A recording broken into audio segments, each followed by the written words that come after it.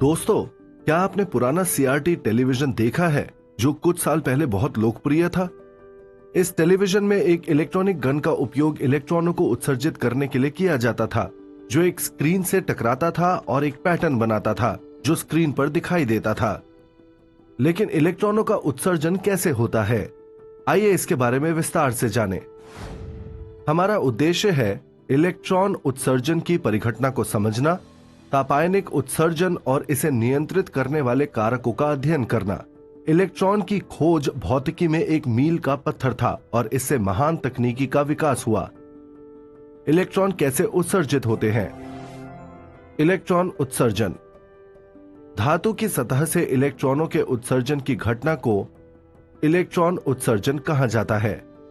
कमरे के तापमान पर धातुओं के अंदर मुक्त इलेक्ट्रॉनों का एक समुद्र होता है जो उनके माध्यम से यादृच्छिक रूप से चलते हैं। हालांकि जब सतह के पास एक इलेक्ट्रॉन धातु से पलायन का प्रयास करता है तो यह धातु के भीतर परिणामी धनात्मक आवेश से एक आकर्षक स्थिर वैद्युत बल का अनुभव करता है।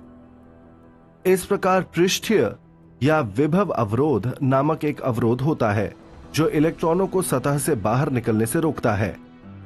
इस अवरोध को दूर करने और सतह से पलायन के लिए इलेक्ट्रॉन को कुछ ऊर्जा की आवश्यकता होती है। सतह की बाधा को पार करते हुए धातु की सतह से पलायन के लिए इलेक्ट्रॉन द्वारा आवश्यक न्यूनतम ऊर्जा को धातु के कार्यफलन के रूप में जाना जाता है। कार्यफलन फाई द्वारा निरूपित किया जाता है और विभिन्न धातुओं के लिए भिन्न होता है। यह धातु की प्रकृति, उसकी सतह की स्थिति और शुद्धता पर निर्भर करता है। इलेक्ट्रॉन उत्सर्जन की विधि।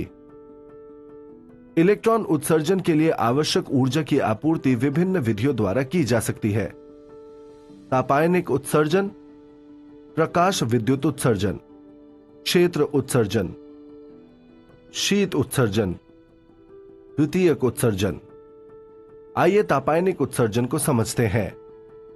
जब किसी धातु को पर्याप्त उच्च तापमान पर गर्म किया जाता है तो उसकी सतह से इलेक्ट्रॉन उत्सर्जित होते हैं। इलेक्ट्रॉनों के उत्सर्जन की इस घटना को तापायनिक उत्सर्जन के रूप में जाना जाता है।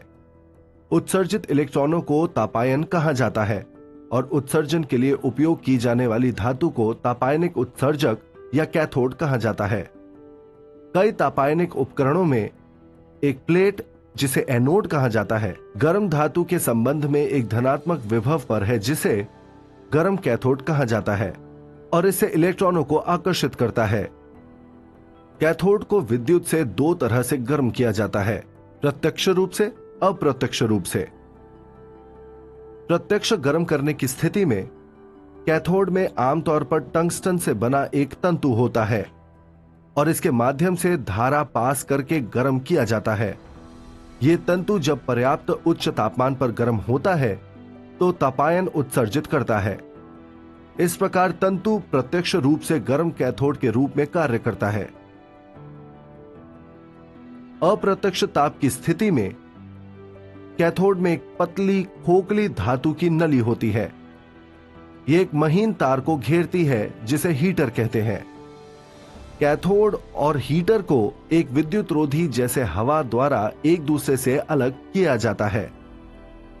जैसे ही विद्युत धारा को महीन तार से गुजारा जाता है, यह गर्म हो जाता है और बदले में कैथोड को विकिरण द्वारा गर्म करता है। इस प्रकार धातु ट्यूब जो कैथोड के रूप में कार्य कर रही है, अप्रत्यक्ष रूप से गर्म हो जाती है और तापायन का उत्सर्जन करना शुरू कर देती है। प्रत्यक्ष रूप से गर्म कैथोड को प्रचालित तापमान तक गर्म होने में कम समय लगता है, अप्रत्यक्ष रूप से गर्म किए गए कैथोड की तुलना में। अप्रत्यक्ष ताप का उपयोग करने वाले गर्म कैथोड को प्रत्यावर्ती धारा का उपयोग करते समय एक लाभ होता है, क्योंकि यह विन्यास एक कैथोड की तुलना में कम ह्यूम पैदा करता है जो प्रत्यक्ष तापन का उपयोग करता है। अप्रत्यक्ष रूप से गर्म कैथोड प्रत्यक्ष गर्म कैथोड की तुलना में विषम होते हैं। तापायनिक धारा I दी जाती है I = NE यदि N तापायन धातु की सतह द्वारा प्रति इकाई समय में बाहर निकलते हैं। तापायनिक धारा निम्नलिखित कारकों पर निर्भर करती है: तापमान, कार्यफलन और सतह का क्षेत्रफल। तापमान। कम तापमान पर केवल कुछ इलेक्ट्रॉनों में सतह से पलायन करने के लिए पर्याप्त ऊर्जा होती है। धारा बढ़ने पर तापमान भी बढ़ जाता है। फलस्वरूप अधिक इलेक्ट्रॉन सतह से पलायन के लिए पर्याप्त ऊर्जा प्राप्त करते हैं। इस प्रकार उत्सर्जक का तापमान जितना अधिक होता है उतने ही अधिक तापायन उत्सर्जित होते हैं और इसीलिए अधिक तापायनिक धारा होती है। इस प्रकार तापायनिक धारा धातुओं के तापमान T पर निर्भर करती है।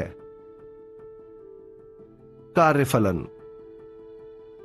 एक धातु जिसका कार्यफलन कम होता है कम तापमान पर भी तापायनिक उत्सर्जन करता है, जबकि उच्च कार्यफलन वाली धातु को तापायन उत्सर्जित करने के लिए उच्च तापमान की आवश्यकता होती है।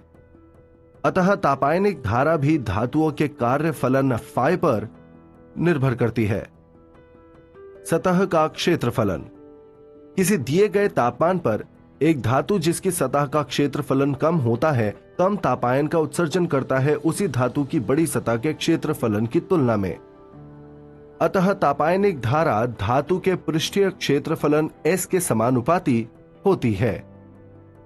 इन कारकों के आधार पर तापायनिक धारा I NE के लिए समीकरण इस प्रकार दिया जा सकता है। I AST² इंटू e⁻⁵ के बोल्ट्जमैन स्थिरांक है और A धातु की प्रकृति के आधार पर अनुपातिकता स्थिरांक है। तापायनिक उत्सर्जन समीकरण का महत्वपूर्ण रूप से उपयोग किया जाता है इलेक्ट्रॉनिक उपकरणों को डिजाइन करते समय, जैसे television picture tube, computer monitor और आधुनिक अर्धचालक उपकरण। एक अच्छे तापायनिक उत्सर्जक में कम कार्यफलन और एक उच्च गलनांक होना चाहिए ताकि वह कम तापमान पर भी तापायन उत्सर्जित करना शुरू कर सके और विकृत हुए बिना बहुत उच्च तापमान तक उत्सर्जन करता रहे। इसीलिए इसमें उच्च यांत्रिक सामर्थ्य भी होनी चाहिए। आमतौर पर इस्तेमाल किए जाने वाले तापायनिक उत्सर्जक टंगस्टन, थोरिएटेड टंगस्टन और निकल रिबन होते हैं जो बेरियम और स्ट्रोंशियम ऑक्साइड के साथ लेपित होते हैं ताकि इसके कार्य को कम किया जा सके। सारांश। धातु की सतह से इलेक्ट्रॉनों के उत्सर्जन की घटना को इलेक्ट्रॉन उत्सर्जन कहा जाता है। इलेक्ट्रॉन उत्सर्जन की विधि: तापायनिक उत्सर्जन, प्रकाश विद्युत उत्सर्जन, क्षेत्र उत्सर्जन, शीत उत्सर्जन और द्वितीयक उत्सर्जन। सतह की बाधा को पार करते हुए धातु की सतह से पलायन करने के लिए इलेक्ट्रॉन द्वारा आवश्यक न्यूनतम ऊर्जा को धातु के कार्यफलन के रूप में जाना जाता है। जब किसी धातु को पर्याप्त उच्च तापमान पर गर्म किया जाता है तो उसकी सतह से इलेक्ट्रॉन उत्सर्जित होते हैं। इलेक्ट्रॉनों के उत्सर्जन की इस घटना को तापायनिक उत्सर्जन कहा जाता है। तापायनिक धारा कैथोड के तापमान, कार्यफलन और सतह के क्षेत्रफल पर निर्भर करती है। एक अच्छे तापायनिक उत्सर्जक में कम कार्यफलन और उच्च गलनांक होना चाहिए। हमने पढ़ा है कि इलेक्ट्रॉनिक उत्सर्जन क्या होता है। प्रकाश का उपयोग करके भी इलेक्ट्रॉनिक उत्सर्जन प्राप्त किया जा सकता है। यह प्रकाश विद्युत प्रभाव है। प्रकाश विद्युत प्रभाव के बारे में विस्तार से जानने के लिए हमारे साथ बने रहें।